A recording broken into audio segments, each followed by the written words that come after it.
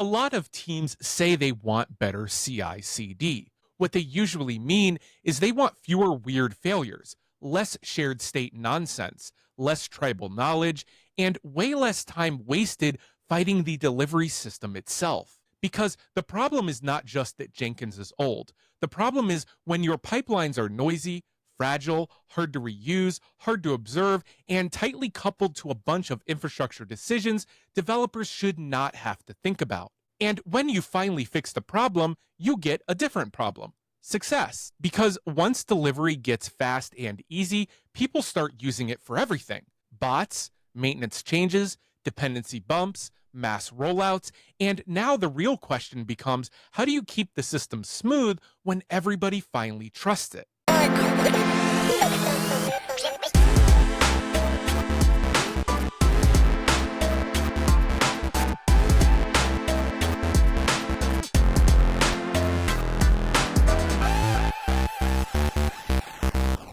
Hey, I'm Brian. I work in DevOps and SRE, and I run Teller's Tech. Ship It Weekly is where I filter the noise and focus on what actually matters when you are the one running infrastructure and owning reliability. Most weeks, it's a quick news recap. In between those, I do interview episodes with people who have actually built things, migrated real systems, and learned what works the hard way. Today is one of those conversations. I'm joined by Stephane Moser from Pipedrive.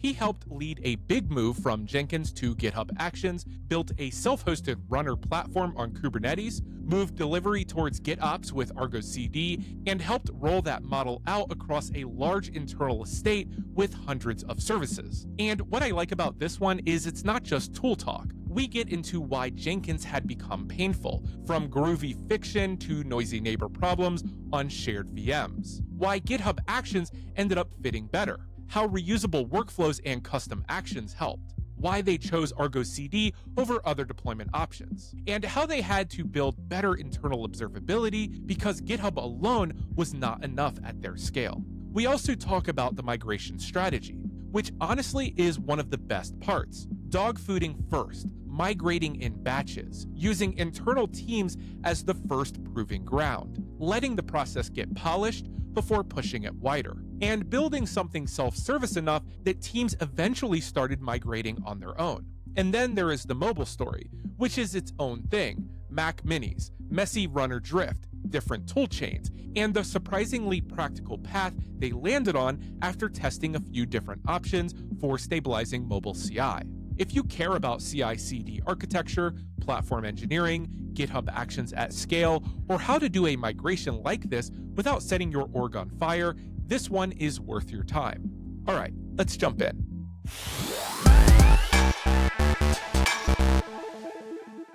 Today I'm joined by Stephane Moser from Pipedrive. He helped lead a big move from Jenkins to GitHub Actions and built a self-hosted runner platform on Kubernetes, plus a GitOps CD flow with ArgoCD, and we're going to talk about what worked, what broke, and what's worth copying. Stephane, thanks for joining me. Yeah, thank you. Thank you for the opportunity to talk about this adventure. Basically, it's not the first time I'm talking about this. I already had a meetup, a session that was recorded on YouTube, 2 blog posts, and basically just sharing again these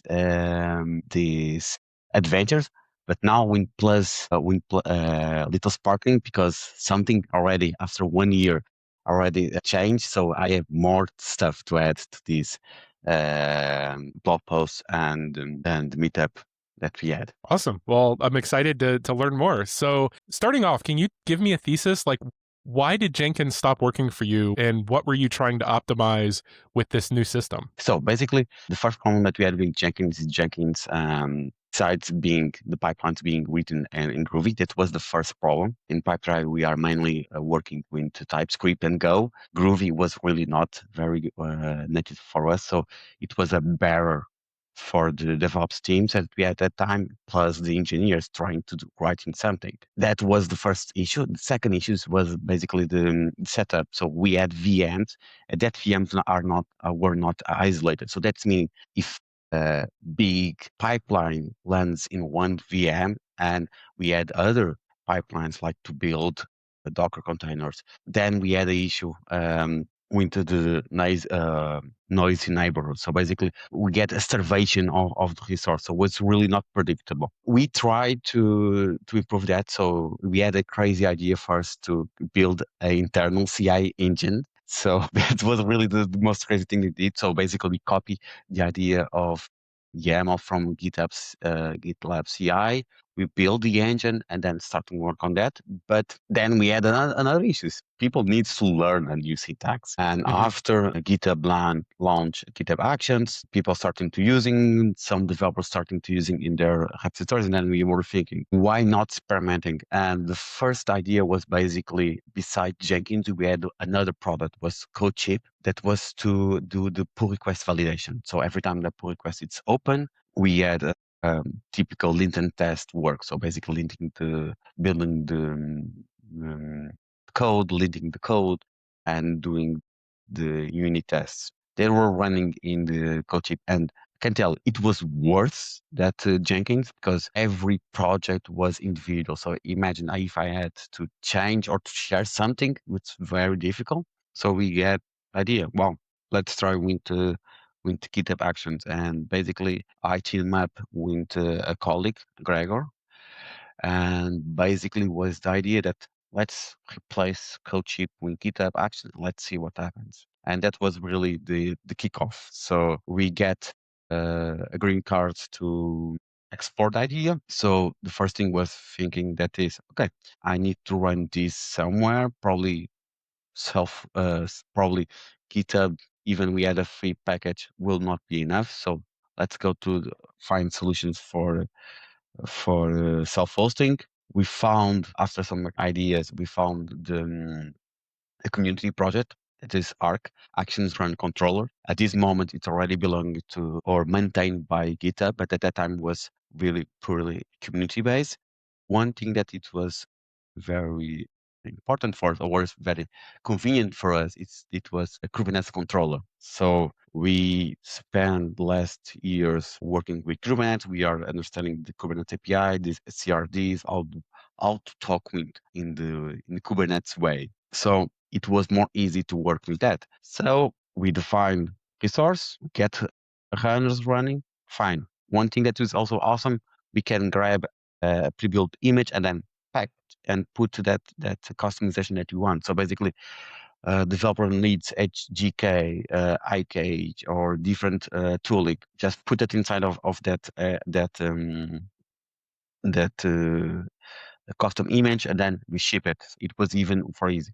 Then we already know how to restrict and monitoring Kubernetes in production. Just apply the same idea in the CI environment. So basically, I did a thing that is normally not normal standard. So basically, I I didn't set the requests to be the smallest possible or the most necessary. No, I just was brute force. So I say, for example, set the request and the limits to be almost the same, so that I could have one thing that is predictably in the runner, so that every time a developer get a runner, get always the same CPU and memory. So that's avoid the problem of noisy neighborhoods. But, then we had already ideas we already know how to see and control the resource in Kubernetes. So apply the same metrics. So basically, we bring back the observability tools that we had in production to the CI cluster. But then we also did want to be more straightforward in the process to maintain the clusters. Basically, instead of building the cluster from scratch, we use EKS to be more easy. Hmm. And then we want to have scalability in terms of the nodes. We decide then to go to the new project. At that time was Carpenter. So basically, the magic way of AWS to spawn nodes Hmm. faster that cluster auto scaling. So basically, then we get this solution. So a controller that was listing the GitHub app books to spawn jobs, spawn when it is necessary, creates a new pod that represents a runner. If that runner doesn't have a space, the carpenter then creates a new node. And that was really bring the flexibility saying, okay, I just need to set the max number of pods or runners and the ecosystem or the cluster scale up and scale down when necessary. And this was really basically the why we moved to Jenkins and first steps. We then basically did the migration of CodeShip to GitHub Actions. At that time also was released the reusable workflow. So that means we are able to create a workflow and spread that workflow to all the repositories. So reducing the repetition that we had and the manual configuration we had with Jenkins, with the CodeShip. And basically, after we drop out the CodeShip, it was a time that we have the opportunity to revamp CI/CD. So we bring a group of engineers, I think 4 engineers plus a developer experience product manager. So basically, we had a product manager dedicated for developer experience. And then we decided to revamp the CI/CD, and they basically the idea is that to put some kind of competition in terms of tooling. So I remember that the first contender was basically GitHub Actions in terms of CI, but then also we bring Argo workflows and Tecton because were two projects that I was curious about using. And in terms of deploying, thinking ArgoCD plus Flux, we even tried with Spinnaker, but it was so messy to spin up that system that we just drop it. And how we choose. So basically, first was readability or feasibility or the easiness to create the workflows and the specific customizations. So, and that is really shine for us at GitHub Actions. Basically, people complain about the actions, but it's really the fact that the actions are written in JavaScript and then we are using TypeScript. So it's an answer to create custom logic with TypeScript. Even then, we can go to creating composite actions with some more for some batch scripts. We just use that language to create the customization. And then it was really easy to pack up. So basically we create an action, we have a package, like a package, and then we can put it a block that we can put in different place. And then the other point was basically about how we can expose or show the workflows to developers. And the idea is that the less clicks the developer does find logs, the better. And that, of course, makes the GitHub Action to be a big content. So the fact that the workflows was next to the repository, the execution was next to the repository. The developer didn't need to switch between platforms to see was really a big plus. Yeah. And that's really the reason why we went to GitHub Actions. Even at some point after this migration, what we had, it's basically a mono rep of GitHub Actions. And I think we have 50 or 60 GitHub Actions. So basically, we just build our actions and even is our mono rep of all the code base that we want to reuse in the organization. In terms of development, of deployment, one thing that we want to make clear is that we want to avoid push code. So one of the issues that we had always is that with Jenkins and this push idea is that fact that I need to have a runner in the cluster to push code. That means that I need to give the Kubernetes credentials to a runner to be able to write stuff. And that means that in some way I can try to capture that runner and do malicious stuff. So let's do the reverse. So that is that the cluster is really in isolation and we get what we have. It's someone inside that check something that it's already trusted and use it to apply change in the cluster. And that is really why you want to go to GitOps. And of course, in GitOps, we have two tools to choose, ArgoCD or Flags. Yeah. And in that case, was basically one of the reasons, but ArgoCD have a good ad or have a good UI comparing with Flux at that time. It was like 2-3 years ago. So that was really the big reason that we pick up with ArgoCD instead of Flux for the UI. And then we had already a way to show to developers what it's happened in more easy way, because again, the idea is that it's easy for developers to visualize. Doesn't mean that I allow them to change manifest with ArgoCD. Yeah. No, what I allowing is to basically scope inside of the application, saying, okay, this is your application. Hmm. See your status. You can go see the status of your resource. You can see the logs if you need it. You can see if the pod it's restarting or not. And really, um,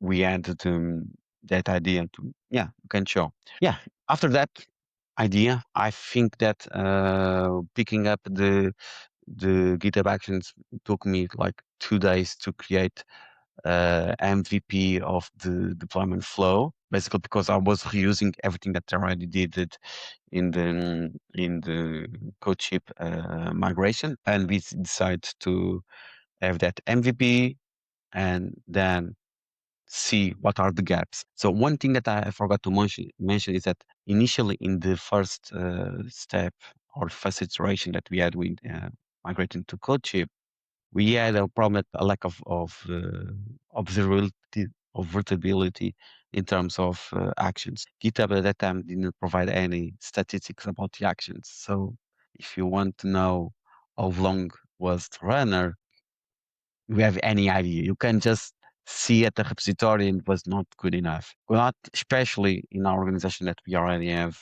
At that time we had like 700 service. We have architecture of microservice Hmm. plus the libraries. It was impossible to track at repository level. So what we did is basically we create a service that lists these events and then starting putting everything inside of a database so that could build a source that we can then do queries and then find what are the performance of the workflow. Because at some point, a manager, a director, or even CTO comes to us. It says, "What is the failure rate of these workflows? What are the workflows that are taking, or in this Yeah. case, what are the deployment flows that are taking more time? What are the steps that we need to optimize?" And then basically, this is really our gut feeling that we need that information, and we are storing that information. And until now, we're still using that service to track, even now to tracking more billing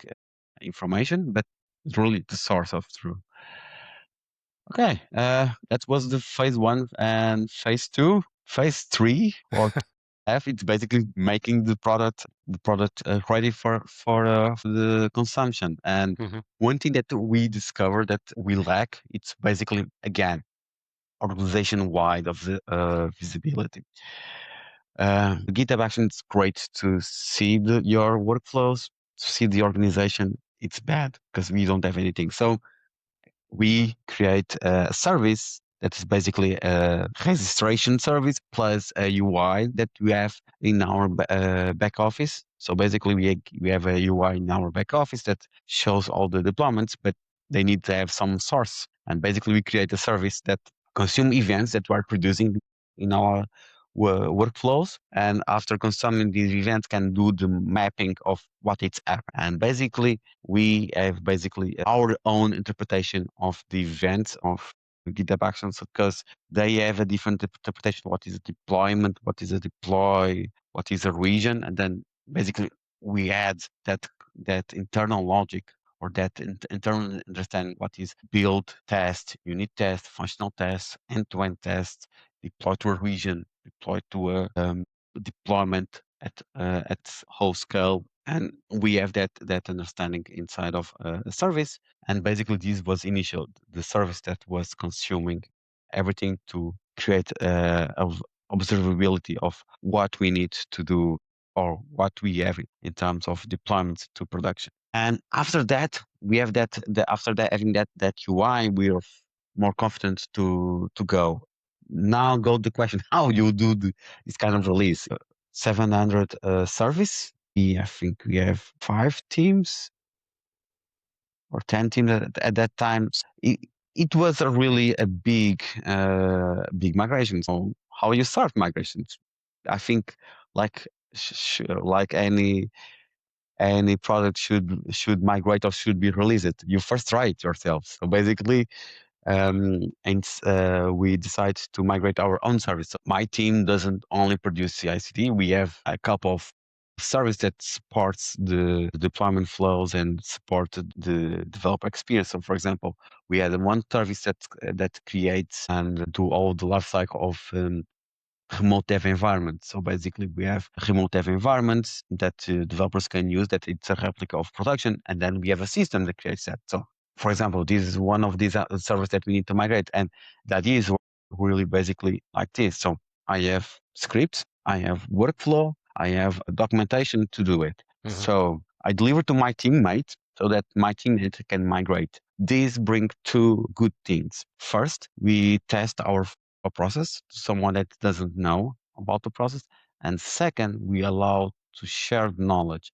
So basically, knowledge that was restricted to that 5 people that create systems starting to be spread to the team because I'm sharing that knowledge by forcing the people to doing the migration. And basically, it was basic this alpha grouping. Then we had a different team. So basically, it was a platform team that it's more experience that the normal developers around stuff with Kubernetes and the deployment process, and they have more of the out of the box or out of the standard service. Then we go to them and say, okay, we have this polish workflow. Let's now teach you, do a session, and then allow them to migrate. And then it was basically like the open beta of the system of the migration. Again, the idea was to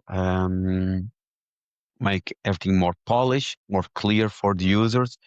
After they give us our feedback and then we improve the workflows, define, we start doing to think how we do the all. In this case, we pick up the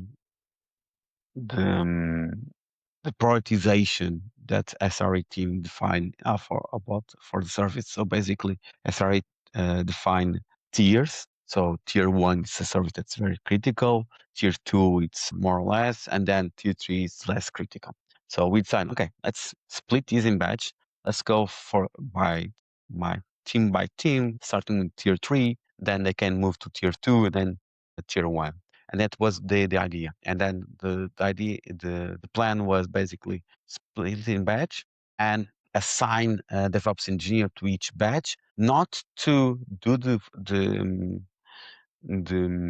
migration, but to be the assistant. So basically, the person does the introduction of the new UI, the new workflow, and then this is the the GitHub action goal that we have to do your mission and also to make them. So basically, if I have one person that's responsible to achieve a goal of migrate X number of service until the end of the month, it will keep the momentum in the team. And then we starting doing that. So team by team, we starting moving. We have a schedule.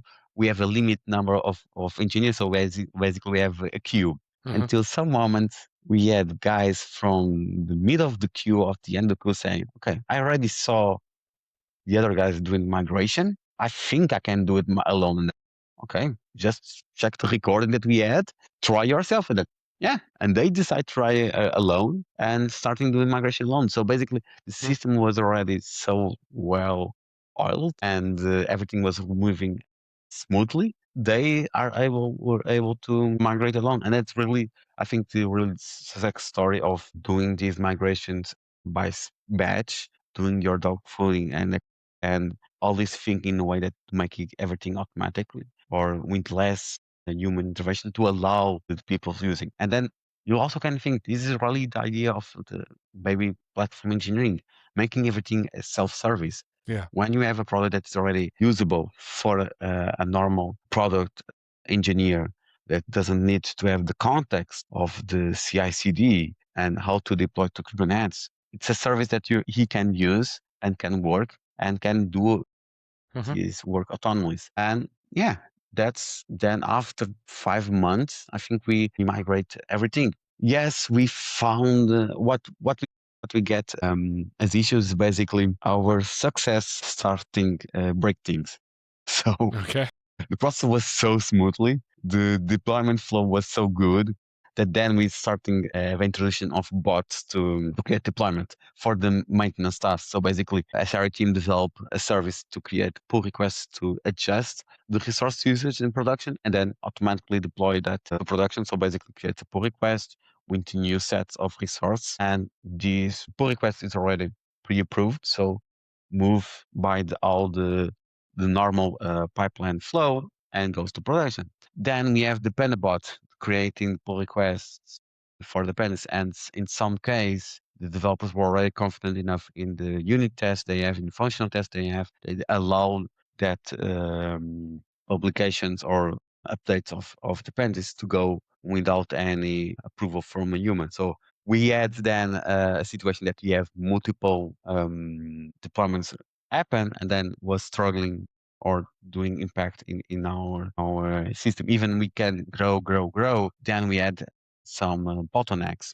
At that point, we decide to improve that service that was the deployment register to have a queue. So the idea is that you then have a way that you, when you start the deployment, you send event, I have a deployment, and then what happens is that the deployment register that deployment and put in the queue. Evaluate the queue size. So basically we define that we have the number of 50 deployments per available in parallel. And also we do a tricky thing that is we only allow 10% of that queue to be used by bots. So basically, we always want to have some kind of free space for the humans to develop features to ship. And basically that's it. And so we have a queue with all the idea to put a margin for human, and then if it's okay, then we rerun the workflow that allows to execute everything. Yeah, it was basically that thing that we had to improve. Also, one of the bottlenecks that we had was we had issues with how we commit to environment state. So basically, was one of our really bottlenecks is when you have multiple deployments, you need to be only can commit one at a time the deployment. So basically, we had a strategy that we create one commit per region. So we have a pile of commits to push to that uh, Git environment set repository. And that was really a bottleneck. Fortunately, we were not very clever at that time to create the queue for that specific step. And then we had to re-engineering all the process because we had the issue that we didn't do like a FIFO. So basically, we did implement a hot robin, and that means that some guys was very unlucky that it was the first one to arrive and was not the first one to get their stuff deployed. Yeah, this is really the story that we have. What was missing at that time was in the presentation and blog post was really the migration to the mobile team. I don't know if you want to go to already to that story. It's a new story that I have, or Yeah, you sure. want to have any other questions? Let's actually get to the mobile story in a second. So going back over your CI/CD process, I'm curious. First off, are you worried about the GitHub change to private self-hosted runners? They're changing the pricing model, so I guess they're going to charge for self-hosted as well now. Is that going to change your implementation at all? Or? That's the problem. I can think that if they starting to charge that, then I need to start to thinking. If they start charging like that, then I need to really be very picky in their SLAs. So how they can charge me a fee for the control plane when their control plane it's not really 99 or doesn't meet the SLAs. It certainly hasn't been lately, that's for sure. That is really the thing. Even we get that we more or less exclude that from our metrics of deployment failures. I already starting to think, already seeing some page that shows the SLA in the last couple of months, and then I'm starting to thinking, if you charge me for this, I need to have a better SLA. I cannot stop working. And then for the size of what we have, it's basically, or I need to find a different CI tooling and going to that path, or even can go more crazy.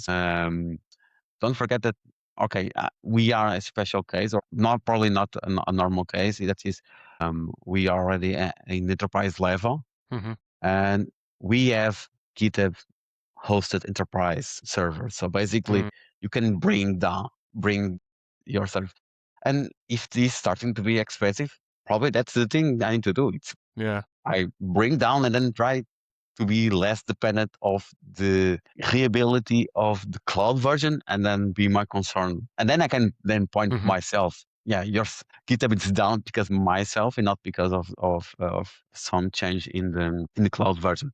But yeah, it will be really a concern.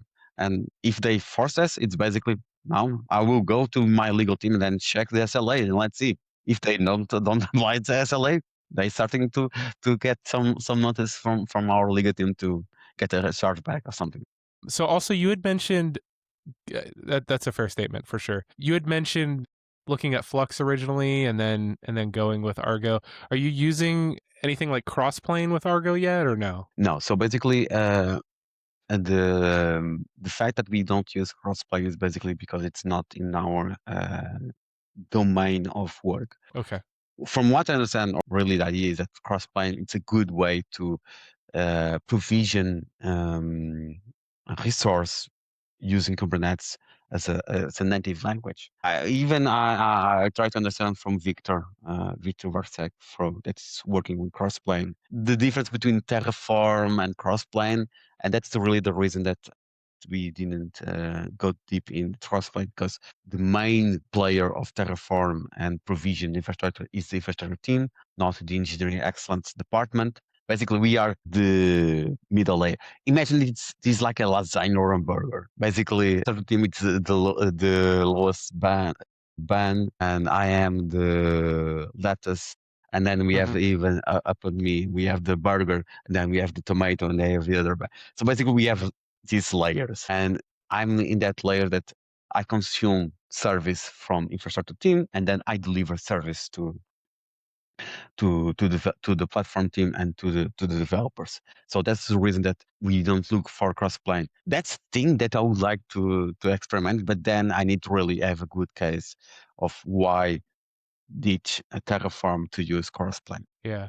It's more, I guess, if you want the infrastructure definitions closer to the actual service, right? So if you want that all defined together. And there's pros and cons for both ways, I would say, honestly. Even in our organization, we kind of, or I've worked in organizations where we've done both.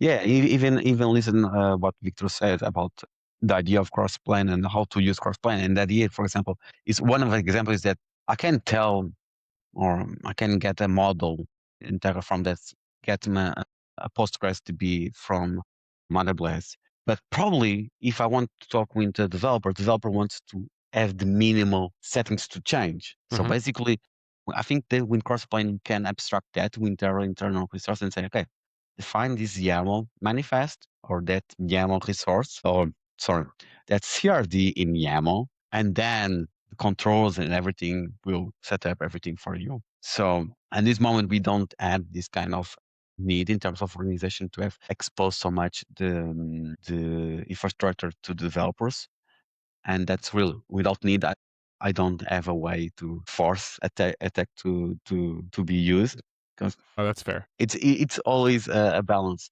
Yes, it's cool, but I need to really it makes sense No, for to sure. to the case. So tell me about the new mobile deployments. How is that going, and Yeah. how So did you set basically, that up? Yeah. the mobile team was using Jenkins, but even with more strange setup. So basically, they had a farm of Mac Minis, and they basically we connect with the Jenkins controller master, Hmm. and they were using that. So basically, they were using Groovy, pure Groovy in their Jenkins pipelines, plus with Fastlane for the iOS team. The Android team will use a different tooling, and then was really that massive because part of the team needs to be operations to understand to upgrade the nodes, to fix issues. And also, again, the same issue of isolation when we had cases that the nodes were not very identical, and a job was, if lands in one machine was passing, if lands in the other machine it was failing, or Mm. leftovers between artifacts between was screwing up with node versions, Ruby versions, and was really a mess. So lack of predictability. And then that was really the idea. We need to move to GitHub Actions, but plus also find a way to make their compute power or compute resource be very stable, Mhm. using having the same identity that we had in the CI/CD for the microservice, so that was immutable, independent, and isolated. And at that point, it was really a surprise for me, the end solution, but basically was this case. So I went to a research that basically I put 4 cases on top of the table. First, using VMs inside of Mac. So basically, a product from Circle CI, Circle or Cirrus CI. So basically, a company that's already providing GitHub Action runners Mhm. for Macs and have the system to work. And basically, it's on top of the one tooling at its start. And basically, it's a nice tooling to spawn VMs inside of Mac. Then the idea, okay, let's try use Next for some independence in isolation. And the other idea was basically also to use AWS. So why not spawn Macs in AWS and using as a GitHub handlers?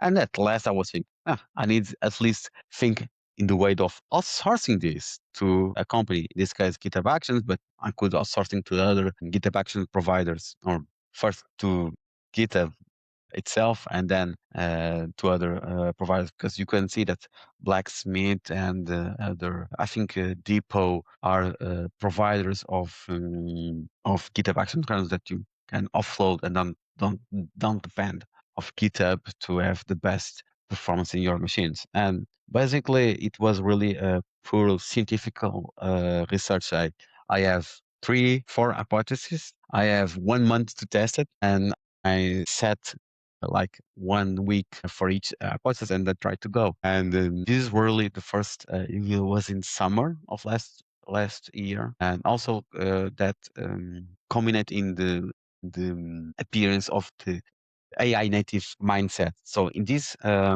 experimental research, after I collide with issues with tooling, I found that I had to use Start to create VMs. So the first hypothesis. And then I would decide, well, if I try to create a controller, like I have the idea or already the use case that to have a control for Kubernetes to run runs. So why I don't have a action runner controller for that? And that was really the idea. I starting to think I did a POC with shell script because it was a very easy commands. But then I decided, okay, I have a nice shell script. Let me do a really nice MVP. And then I did my first specification development project. So basically, I used this idea. I then decided to define my specifications in a markdown file, what I want, what were the toolings, what are the constraints, and then use, in this case, was already still using GitHub Copilot and say, I have this idea in this file. Let's make a plan. And starting elaborating the plan, creating the plan. And then the process was really that way that after I have the plan, we need to have to-do lists or to-dos for each points. And then basically I force the Copilot to go for each to-do or each step, do the implementation, I review it. Okay, it's fine. Let's move to the next one. Fine. And then also ask to do a summary of each implementation. So basically to have a history of what I did. Just important for me, but also too important to share with the team all this process. And then after like 1.5 days, I got a control. So basically, I had a Mac Mini in my desk. I put the control there, and it was spawning and doing the life cycle Mm. of the VM. So basically, a workflow. It's my runner, executed niche, drop, tear down the VM, start a new one, register it against GitHub, like normal flow. And I was say, Mhm. yeah, nice. I just need to make some improvements. Then I moved to the next AI. In this case, also it was Copilot, helped me a lot how to build the recipes with Nix, but it fails tremendously just because of the way Xcode works. It was very annoying to work. And then I had the issue of how to distribute Xcode. At that time, I was running out of time. AWS was not really an option to investigate. And then I started doing some calculations about cost if I use GitHub Hmm. as a provider of headers. And surprise, surprise, it was cheap Well, for our use case. So it was basically a matter of us after spending 3 or 4 months collecting metrics in Jenkins, I say, yeah, we can use it. And basically, it was really the idea. I said, okay, this is the amount of money, and comparing the working hours that it's necessary for engineer to fix this, mhm, it's a good balance. And then after I convinced my director that it really makes sense in terms of financial terms, he approved, and then we move. And then we moved to migration. And that this migration was I did with the junior. The first thing that we did with this migration was really sit down with the developers, and I asked annoying task to my junior. In this case, it was still eternity. Sorry, but it was really important to that. I asked him go for each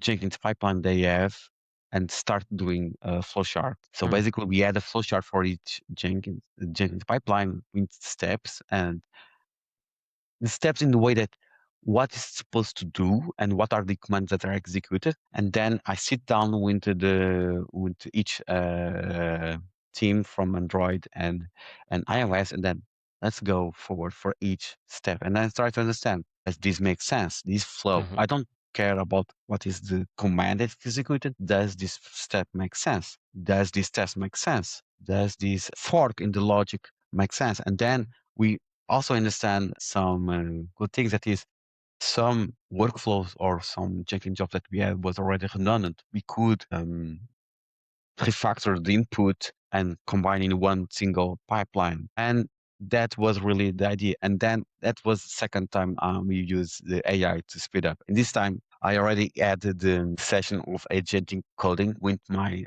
engineering department. So basically the engineering excellence create agentic sessions to teach us how to use AI tools in a more agentic way. So not to autocomplete features, but to give context, to give a goal, and then have this AI as a really a partner to execute. And then at this time already we was using Cloud Code. And then, okay, let's bring these flow charts, convert to something that is more digestible by AI. So I was able to export as a CSV file, and then tell, okay, this is our CSV files, contains flowcharts of our workflows. Let's build GitHub Action workflows and documentation. And mhm, he's starting doing the old workflow. Was not really exactly what we want, but was close enough. Imagine that it was really a good best draft, a good first draft. That was really, okay, now just adjust this step, this step, this step, and then we just starting building on that. And then,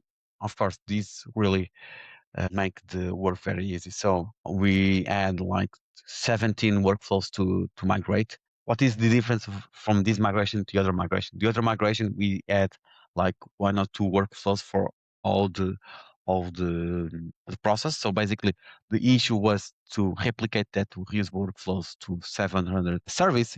In this case, we have only 2 service, 2 repositories, the Android and iOS, but we have multiple workflows to migrate.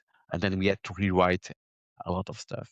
And that was the way that we use AI to basically, at the pace of each day, we migrate a workflow, and then Cloud Code was able to digest some part of the code base. So I had 2 issues. First, parts of the customization that they have in the iOS team was using Fastline that is written in Ruby. I don't know Ruby, so I used him to understand what was what was the logic behind that Ruby scripts, and add extra features. Then I'm not very well versed in the iOS test and compile. So I'm not iOS developer. I don't know all the quirks about the process to compile iOS app.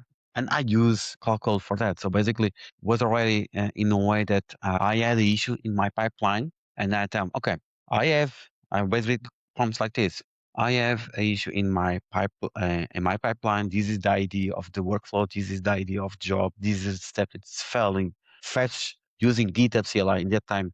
Even we using MCP, probably it's best if you have a CLI to tell the AI model to use that CLI to fetch the information instead of uh, bloat the context with AMCPs. Use the CLI, fetch the logs in that section, and let's go investigate what it's failing. And we were able. At some point, I get surprised because when I go in deep mode of troubleshooting, the model, in this case, even the agent that is called Cloud Code, was able to go to the internet and find GitHub issues about the problem, and pointing out, I have found this issue. Probably it's about this. Let's double check. And then I double check. Yeah, probably makes sense. Let's try this change.